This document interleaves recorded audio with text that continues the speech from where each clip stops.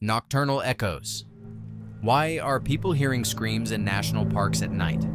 The recorded screams defy classification by audio forensics experts, neither human nor animal. They exist in a disturbing acoustic uncanny valley, recognizable as expressions of terror, but with harmonic properties that shouldn't emanate from any known vocal anatomy. Yet hundreds of backpackers, rangers, and night hikers have captured these sounds on recording devices across America's national parks, from Yellowstone's dense forest to the seemingly empty expanses of Death Valley. Park officials call them atmospheric anomalies. Locals near Olympic National Park call them the Taken. Online forums devoted to the missing 411 phenomenon call them evidence. The official explanation.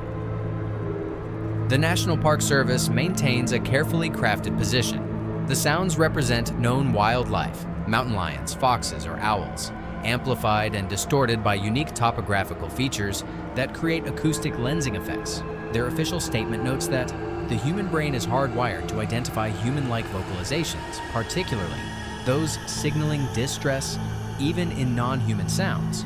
Dr. Elaine Chambers, the NPS's chief environmental acoustician, explains, wind moving through certain rock formations can produce resonant frequencies that mimic human vocalization. Combined with the psychological effects of darkness and isolation in wilderness settings, perfectly natural sounds become interpreted as screams. This explanation satisfies most casual inquiries. It does not, however, explain why these sounds occur in dramatically different ecosystems with no common geological features, follow distinct patterns, 3 screams, silence, 2 screams, prolonged wailing, coincide with electronic equipment failure and compass anomalies, correlate with statistically significant spikes in missing persons reports. The Ranger Conspiracy.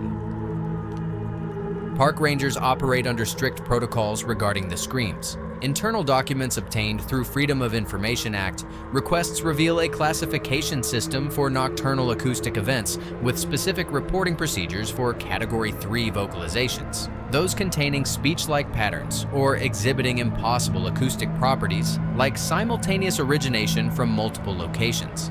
Former Ranger Steve McKendrick broke silence in 2019. We're trained to tell visitors it's just cougars or wind. Meanwhile, we document everything: compass bearings, weather conditions, phase of the moon. After Category 3 events, specialized teams arrive from unmarked vehicles. They bring equipment I've never seen in standard park operations. These specialized response teams reportedly collect not just audio recordings, but soil samples, EMF readings, and what McKendrick described as trace biological material that isn't quite blood but behaves similarly. Rangers who ask too many questions find themselves transferred to urban monuments or visitor centers. Most telling, the Park Service maintains an acoustic research station in Glacier National Park, where recordings are analyzed, a facility with surprising connections to both the Department of Defense and NASA's Astrobiology Division. The Missing 411 Connection. The work of investigative journalist David Paulides cataloged thousands of disappearances in national parks, sharing bizarre commonalities: missing clothing, impossible locations, tracking dogs refusing to follow scents, and victims who reappear miles from their last known location with no memory of intervening time. What Paulides rarely discusses publicly, 38% of these disappearances were preceded by reports of unusual sounds, often described as human-like screaming or wailing that sounds almost electronic. His private research database shows clustering of disappearances within 72 hours of documented scream events, a correlation reaching statistical significance of p less than 0.001. Dr. Hannah Wells, forensic psychologist specializing in trauma narratives, notes a disturbing pattern in survivors' accounts. Those who return after hearing the screams describe almost identical experiences, regardless of which park they were in. The sensation of being watched by something ancient, followed by missing time, and the compulsion to walk toward the source of the sound despite overwhelming fear. Most survivors report no memory of what happened after they approached the screams. Those few with fragmentary recollections describe figures moving incorrectly and spaces that were bigger inside than they appeared from outside.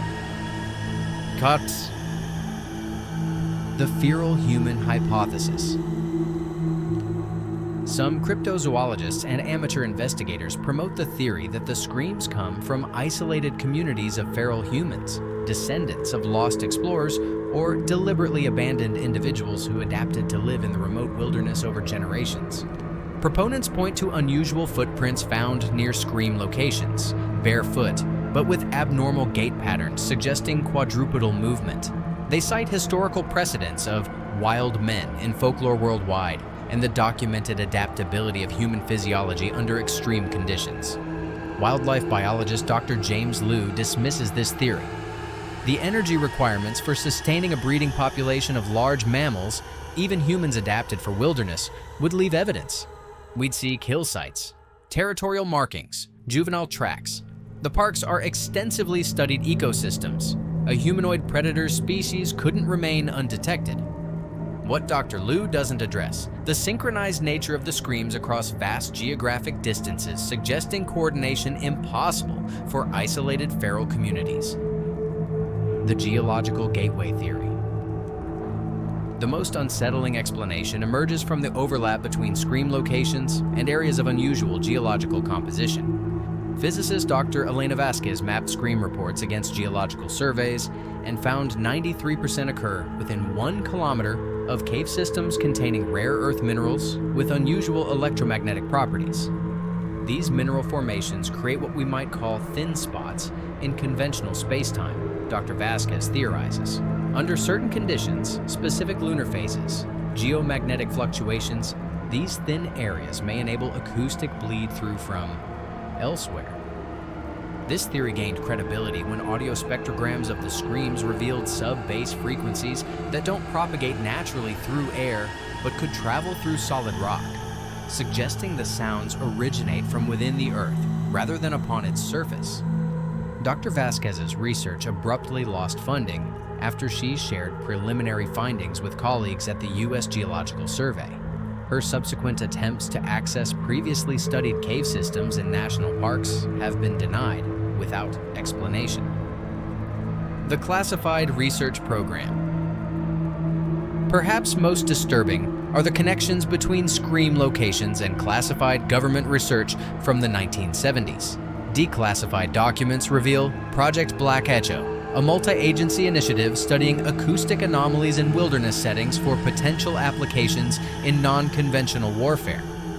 The program allegedly shut down in 1982. However, Freedom of Information Act requests for subsequent years return heavily redacted documents referencing ongoing acoustic monitoring stations in precisely the national parks most associated with scream phenomena. In 2018, a former Department of Energy contractor, who requested anonymity, claimed that Black Echo never ended but evolved. The original research documented naturally occurring sound phenomena. When they realized what they were actually recording, the objective shifted from weapons development to containment and study of non-terrestrial entities using sound to, there's no better word for it than feed. This whistleblower described underground facilities in 3 national parks dedicated to analyzing predatory acoustic phenomena and developing perceptual barriers to shield visitors from something that uses sound to both hunt and disguise its presence. What the recordings reveal. Independent audio forensic analysts have identified several disturbing consistencies in authenticated scream recordings. Impossible vocal patterns. The screams contain simultaneous frequencies that no single biological organism should produce, suggesting either multiple perfectly synchronized sources or vocalizations that defy known physiology. Embedded information. When analyzed through specific algorithmic filters, the screams appear to contain structured data, patterns too organized for random noise but not matching any known language or natural sound. Psychological impact. Even heavily filtered, the recordings produce measurable neurological effects in listeners. Altered brainwave patterns, pupil dilation, and temporary spatial disorientation that standard audio shouldn't cause. Replication, resistance. The screams cannot be perfectly duplicated through digital means. Attempts to reproduce them synthetically always lack key acoustic properties of the originals, as if some component exists outside standard audio parameters. Most unsettling recent high-definition recordings contain what sound like words in reverse, phrases that, when corrected, form coherent sentences, describing the listeners themselves, their equipment, and sometimes their thoughts at the moment of recording. The terrible truth. The screams in our national parks may represent something that defies conventional categories, neither purely physical nor supernatural, but existing at the intersection of dimensional physics, evolutionary biology, and human perception. The evidence suggests entities that have evolved to use sound, not just for communication, but as a means of influencing physical reality, creating local distortions in space-time that facilitate hunting behavior. Their screams may be both lure and method of creating temporary thinning between conventional dimensions. Those who disappear after hearing the screams don't necessarily die. Some may exist in a state of perceptual suspension, still physically present but shifted just beyond normal human awareness, explaining why some victims reappear days or weeks later with no memory but profound physiological changes. Most disturbing is the increasing frequency of scream events, up 43% since 2010, according to unofficial ranger reports. This escalation coincides with increased human activity in previously remote areas, suggesting either more people present to hear existing phenomena or something responding to human encroachment. Either possibility leads to the same unsettling conclusion.